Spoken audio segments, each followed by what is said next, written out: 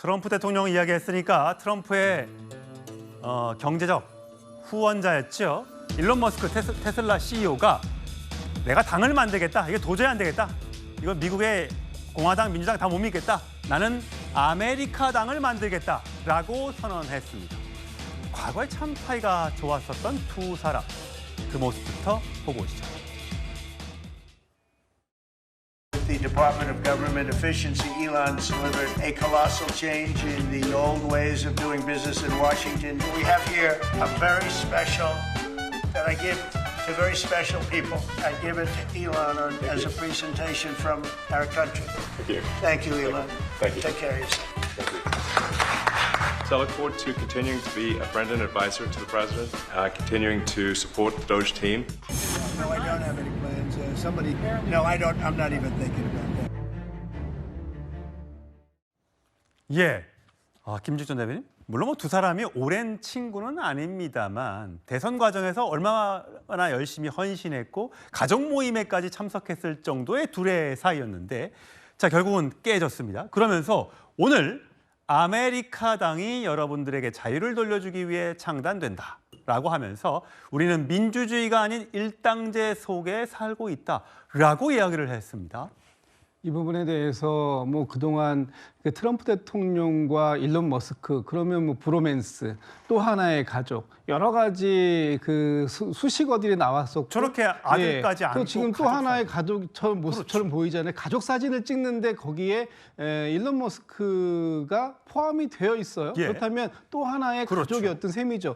그런데 이 두 사람 사이가 이렇게 급속도로 나빠질 수밖에 없었던 것 이것은 그 트럼프 대통령이 추구하고 있었던 여러 가지 정책들 중에서 가장 결정적인 게 대통령 그 감세 정책하고 또 하나는 전기차와 관련된 부분이에요. 그런데 일론 머스크 입장에서는 전기차를 팔아야 되는 그렇죠. 입장이잖아요. 여기에서 갈등이 시작됐다라고 그렇죠. 보조금을 주시면 전기차가 안 팔릴 테니까. 그렇습니다. 그렇기 때문에 여기에서 두 사람의 갈등이 시작됐다. 지금 자료 화면에 나오는 이 일론 머스크가 얘기하고 있는 저 전기차, 저거를 백악관 그 마당에다가 그렇죠. 저렇게 내가 이 차 샀어요. 맞아요. 이 차가 너무 좋은 차예요.라고까지 그 홍보 모델력을 자처했던 트럼프 대통령 아닙니까? 예. 이 두 사람의 관계가 이렇게 깨진 부분, 이건 굉장히 큰 의미를 시사하는 부분이 있는데 지금 여기에서 트럼프 대통령이 이번에 하나의 크고 아름다운 법안이라는 본인이 가장 결정적으로 밀었던 법안에 일론 머스크가 반대 의견을 냈고 사실 이 법안이 간신히 통과됐습니다. 지금 상원에서는 공화당이 53명이고 민주당이 47명이에요. 그렇다면 공화당 의원 53명만 그냥 통과시켜줘도 됐는데 이 부분에 이 공화당 의원 3명이 민주당으로 가는 바람에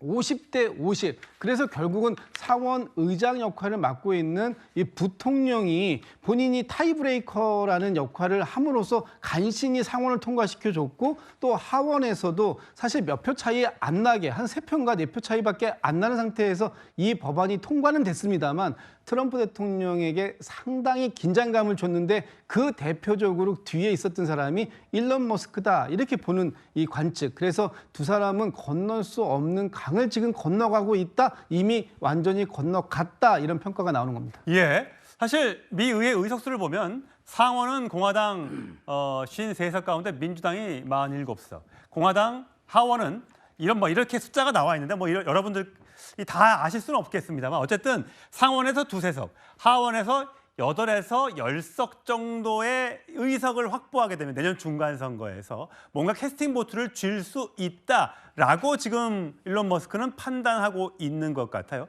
또 최성 평론가, 미국에서는 사실 우리가 3당 얘기는 들어본 적이 없는 것 같아요. 무소속으로 그때 후보가 나왔습니다만 꽤 많은 득표를 하고도 승자 독식에 걸려서 한 석도 못 갖고 왔었잖아요. 지금 말씀하신 사례가 1992년에 로스페로. 그렇죠. 그러니까 일론 머스크만큼 돈이 많았어요. 우리로 치면 예전에 정주영 회장께서 그 말하자면 국민당 후보로 나왔던 그런 케이스였는데 그때 전국 유권자 19% 얻었거든요. 근데 이게 말씀하신 대로 승자 독식 구조 때문에 선거인당은 단 한 석도 얻지 못했습니다.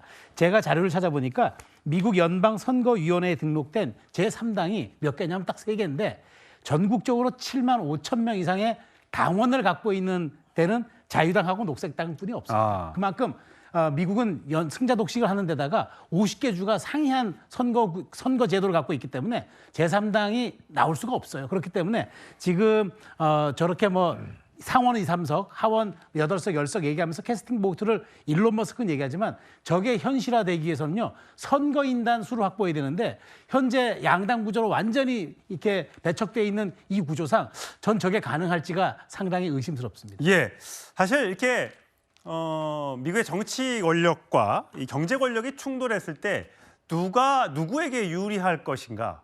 현재로서는 트럼프 대통령이 취임한 지 뭐 6개월 정도밖에 지나지 않았기 때문에 당연히 그렇게 되겠죠. 그는 그것보다 훨씬 더 많은 것을 잃을 수도 있다.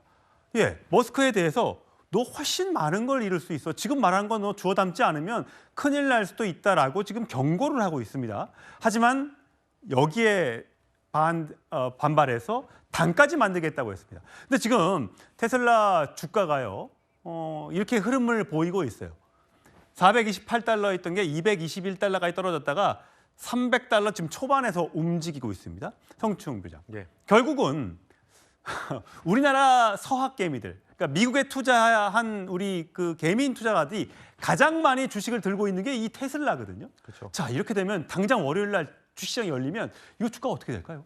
뭐 당장은 단기적으로는 당연히 영향을 받겠죠. 안 좋은 영향을 받을 텐데 저는 결국 이 머스크와 그 트럼프 대통령 같은 경우는 둘 다 비즈니스맨이거든요. 그러니까 지금 테슬라의 그 수준 머스크가 계속 이런 반응을 보이고 있는 게 본인의 경제적 손실 때문에 지금 자꾸 주장을 하는 겁니다. 근데 저는 물론 지금 미국의 선거 제도 때문에 머스크가 만든 아메리카당이 뭔가 의석을 차지하기는 어렵겠습니다만 공화당에 타격을 줄 수 있거든요. 왜냐하면 공화당 유권자를 흡수하지 않겠습니까? 작년에 있었던 상하원 선거에 공화당 후보와 민주당 후보의 득표율 차이를 보면은 한 2, 3%밖에 안 돼요. 그렇게 되면은 그 머스크의 아메리카당이 그 공화당의 표를 잠식하게 된다면 이게 역전될 수도 있는 것이거든요. 예. 그런 부분에 있어서 본인이 그런 영향력을 갖고 바탕으로 아마 전 그 경제적 좀 타협을 하기 위한 그 지금 전략이라고 보거든요. 예. 저는 트럼프 대통령 임기 안에 아마도 아메리카당이기 때문에 트럼프는 그냥 아메리카 그 자체다 하면서 갑자기 합당을 한다거나 지지 선언을 한다거나 분명히 본인의 경제적 문제가 해결이 되면은 갑자기 태도 전환을 할 수 있는 사람이기 때문에 지금 저는 비즈니스맨들끼리 지금 비즈니스 싸움을 하고 있다. 전 정치적 싸움이라고 보지 않습니다. 저거는 그냥 경제적 비즈니스 싸움을 하고 있는 것이기 때문에 거기에 정치라는 도구가 활용되고 있을 뿐이다라고 좀 봅니다. 예,